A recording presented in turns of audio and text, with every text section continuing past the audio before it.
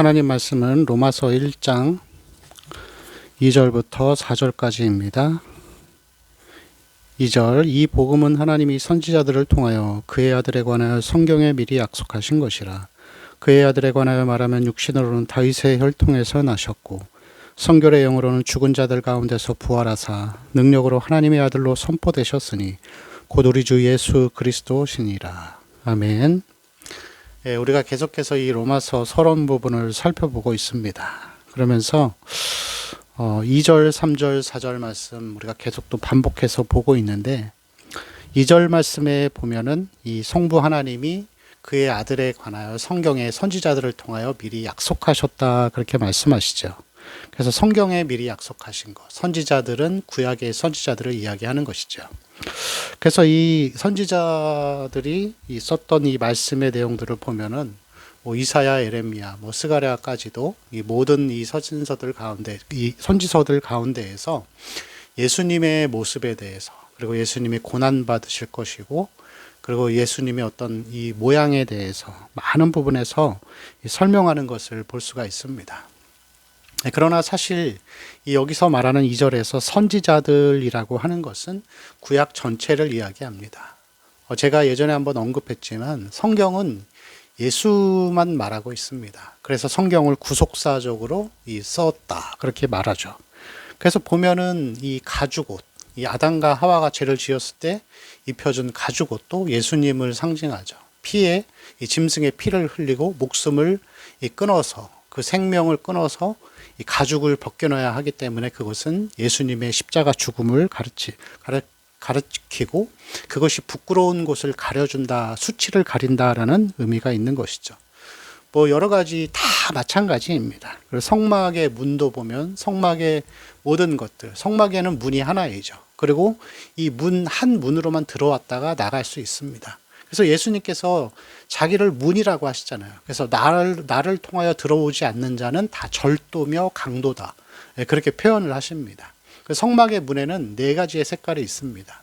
그 중에서 자색은 이 왕이신 예수 그리스도를 이야기하죠. 그리고 백색은 이 성결하신 예수 그리스도. 그리고 홍색, 붉은색은 이 피로 죽으신 예수 그리스도. 그것을 다 상징하는 것이죠. 그리고 이러한 예수님에 대한 예시는 이 처음 성경이 시작된 천지 창조로부터 시작됩니다. 성부 하나님이 이 천지 창조를 계획하셨죠. 그리고 예수님께서 성자 예수 그리스도가 이 천지 창조를 진행하셨고, 그 마지막으로 성령 하나님께서 이 세상 만물에 이 천지 창조한 이 천지 만물이 지금도 여전히 운영하시고 운행해 가신다라고 할 수 있습니다. 그럼 여기서 여러분 천지를 창조하신 분, 이 주체자는 실제자는 누구죠? 예수님입니다. 예수님이 창조를 하신 것이죠. 그래서 여러분 예수님은 이 시작이잖아요. 시작. 역사의 시작. 천지 창조가 이제 예수님께서 이 성부 하나님과 삼위 하나님께서 시간과 공간을 만드시고 그 안에 이 천지를 창조하시고 시간이 흘러가고 그 공간 안에서 이 저와 여러분을 모든 인간들을 살아가게 하고 계십니다. 그럼 여러분 잘 생각해 보면 처음이 있으면은 끝도 있겠죠. 이건 당연한 논리입니다. 그래서 예수님이 뭐라고 하시죠? 나는 알파와 오메가요, 처음과 끝이다. 이 역사가 지금도 진행해 가고 있는데 그럼 끝은 언제이죠? 예수님이 구름 타고 재림하시면 이제 그때가 끝이라고 할 수가 있습니다. 이것을 우리는 역사관이라고 하죠. 세상을 바라보는 세계관이라고 합니다. 이 사람들은 각자의 세계관들을 가지고 있습니다. 이 순환론적인 세계관이라는 것이 있는데 이것은 이 불교의 논리랑 비슷합니다. 그래서 이 계속해서 돌고 도는 거예요. 죽었다가 다시 태어나고 또 다시 태어나고 하면서 이 다음 생에 조금 더 나은 삶을 살기 위해선 지금의 삶에서 많은 공덕을 쌓아야 한다라는 그러한 원리를 가지고 있죠.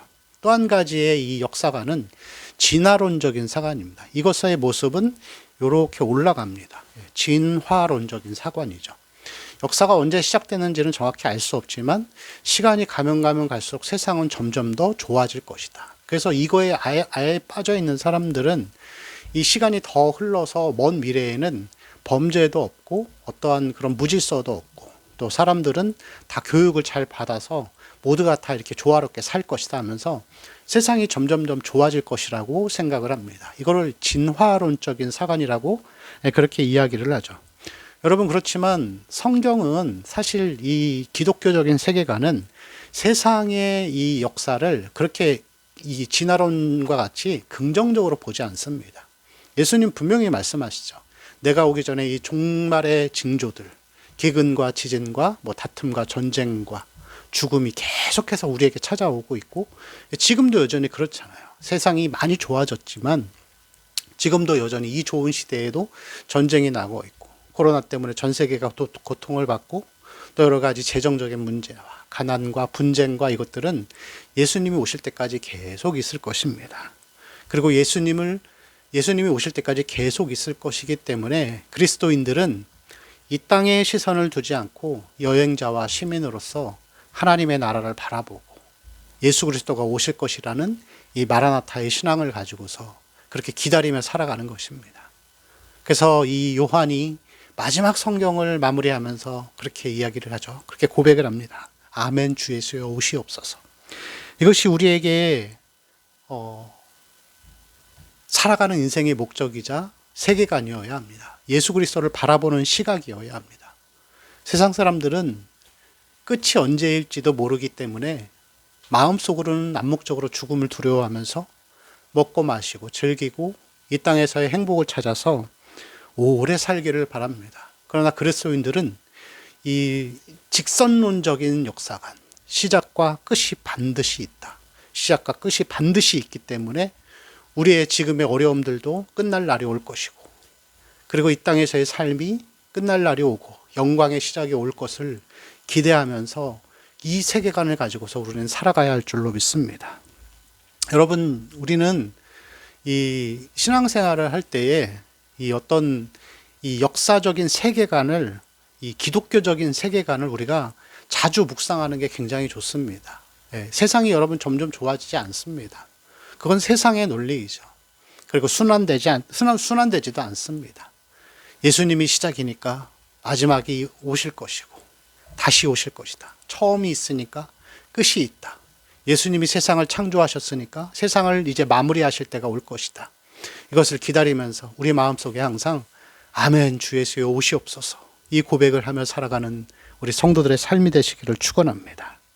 자, 3절에서는 그의 아들에 관하여 말하면 육신으로는 다윗의 혈통에서 나셨다. 그렇게 말씀하고 있죠. 육신으로는 다윗의 혈통에서 나셨습니다. 이 육신의 혈통에서 나셨다라고 하는 것은 육신의 존재로서 이제 시작이 되었다라는 것입니다. 그럼 여러분, 예수님은 언제부터 계셨죠? 영원 전부터 삼위 하나님이 함께 계셨지만 이때 인간의 몸을 입고 이제 다윗의 혈통으로 나신 것입니다. 성육신하셨다 그러죠. 그래서 이 빌립보서 2장 6절과 7절에 보면은 예수님을 뭐라고 표현하냐면 그는 근본 하나님의 하나님과 본체시나 동등된 것을 취할 것으로 여기지 아니하시고 육신의 몸을 입고서 이 땅에 오셨다. 그렇게 분명하게 선포하고 고백합니다. 하나님과 근본 본체이시고 영원 전부터 계신 분이었습니다.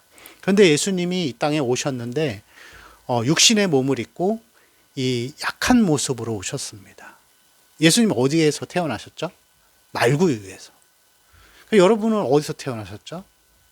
최소한 우리는 다 좋은 시설이 갖춰진 그런 곳에서 태어났을 것입니다. 하다못해 뭐 어떤 침대에서라도. 그렇지만 예수님은 이 추운 겨울에 그리고 말구유에서 태어나셨습니다. 근데 성경을 보면은 족보가 두 가지가 나옵니다. 마태복음 1장에 이 요셉의 족보가 나오고, 그 다음에 누가복음 3장에 보면 다시 족보가 나옵니다. 근데 특이한 게 있어요. 뭐냐면은 마태복음 1장의 족보는 예수님의 아버지인 요셉의 아버지를 맏단이라고 표현해요. 요셉의 아버지가 맏단. 그러니까 예수님의 할아버지죠. 맏단인데 이 누가복음 3장에서 보면은 요셉의 아버지를 헬리라고 표현합니다. 헬리. 왜 다르죠? 여러분, 왜 다를까요? 이것은 뭘 얘기하냐면은 요셉의 이 누가복음 3장에서는 요셉의 아버지를 헬리라고 표현하는데 그 이상은 누구요? 그 이상은 누구요? 하다가 그 이상은 하나님이다 라고 이렇게 설명을 합니다. 그게 뭐냐면은 누가복음 3장에 나오는 족보는 마리아의 족보입니다. 그래서 예수님을 가리켜서 여자의 몸에서 나셨다 그러잖아요. 사회적인 약자로 취급받고, 그리고 사람들이 그렇게 인정해 주지 않는 그런 여성의 몸에서 예수가 태어나셨다라는 것을 강조하는 것은 예수님이 너무나도 연약하고, 그리고 겸손하게, 그리고 낮은 존재로 그렇게 오셨다라는 것을 상징합니다. 그리고 실제로 예수님 시대에 이 다윗의 혈통은 가장 비천하고 연약했던 시기라고 하더라고요. 그래서 예수님의 모습은 약함의 모습을 가지고 사셨던 것이죠. 그래서 이 3절 말씀이 그것을 이야기하는 것입니다. 육신으로는 다윗의 혈통에서 나셨다. 가장 연약한 자의 모습으로 오셔서 아무도 모르게 30년을 넘게 사신 거예요. 아무도 모르게 아무런 존재감도 없이 약하게 사셨습니다. 그리고 예수님이 이 공생애를 시작할 때에도 마찬가지로 이 3년 동안에 예수님은 세상에 있는 사람들이 부러워하거나 아니면 자랑할 만한 육신의 요소가 없었어요. 이 외적으로만 본다면. 가지실 수 있었지만 예수님은 늘 가난했고, 본인을 가리켜서 머리 둘 곳도 없었다. 뭐 집도 없었고, 다 그렇게 하루 한 끼를 먹으면서 가난하게 사는 서민의 모습으로 사신 것이죠. 사람들이 아무리 자기를 비난하고 그리고 핍박해도 그것을 다 견디시고, 제자들이 예수님을 배반할 때에도 그들을 원망하지 아니하셨고, 십자가에 그 연약한 몸을 이끌고 십자가를 지고 가셔서 십자가에서 아주 무기력하게, 아주 약하게 마지막엔 죽음으로 그 삶이 끝났습니다. 그래서 예수님의 모습은 약함의 모습이죠. 그러나 4절 말씀을 보니까 성결의 영으로는 죽은 자들 가운데에서 부활하셨다. 능력으로 하나님의 아들로 인정되셨다. 그렇게 표현합니다. 그래서 이 4절의 말씀은 3절과는 정반대로 예수님의 강함에 대한 내용들을 담고 있습니다. 제가 예전에 이것을 예수님의 신의 성품이라고 표현했었는데, 부활하사 하나님의 아들로 선포되신 것입니다. 그리고 여러분, 예수님은 이 33년의 삶에 대한 보상으로서 성부 하나님으로부터 선물을 받았습니다. 그게 뭐냐면은 심판의 권세를 받으셨어요. 그래서 다시 오실 때에는 더 이상 구원자가 아니죠. 사람들을 이렇게 궁휼하게 바라보는 구원자가, 용서의 사랑의 하나님이 아니라 다시 오실 때에는 심판의 주로 우리에게 오실 것입니다. 그래서 예수님의 모습은 약하지만 강하신 분이죠. 그리고 강하지만 또한 약하신 분입니다. 그래서 예수님은 약하고 강하신 분이죠. 여러분, 그런 찬양 아시죠? 약할 때 강함 대신에, 약할 때 강함 대신에 하면서, 그리고 우리도, 그리스도인들도 이 두 가지의 요소를 예수님처럼 가지고 살아가는 자들입니다. 그래서 고린도후서 6장 10절 말씀에 보면은 우리 아주 유명한 말씀이죠. 근심하는 자 같으나 기뻐하고, 그리고 가난한 자 같으나 많은 사람을 부요하게 하고, 아무것도 없는 자 같지만 모든 것을 가진 자로다. 바울이 그런 삶을 살았습니다. 얼마나 연약했습니까? 그 연약한 육신 때문에.